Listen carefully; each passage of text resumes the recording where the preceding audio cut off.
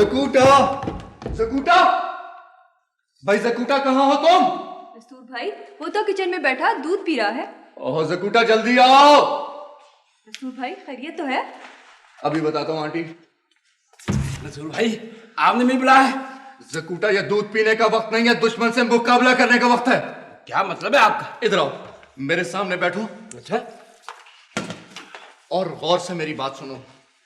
वो तालूस जादूगर ने दुनिया में बदअमनी और बुराइयां फैलाने का ऐलान कर दिया है। हम उसका मुकाबला करेंगे। किस किस का मुकाबला करोगे? हामून जादूगर और बिल बतौड़ी ने भी माशरे में बुराइयां फैलाने का काम शुरू कर दिया है। तो इसका मतलब है अब हमें भी मैदान में आ जाना चाहिए। और मैंने भी फैसला कर लिया है कि इस बार बुराई की असल जड़ को उखाड़ कर फेंक दूंगा। मैं तालूस जादूगर को हमेशा हमेशा के लिए खत्म करने जा रहा हूं। मैं भी आपके साथ जाऊंगा।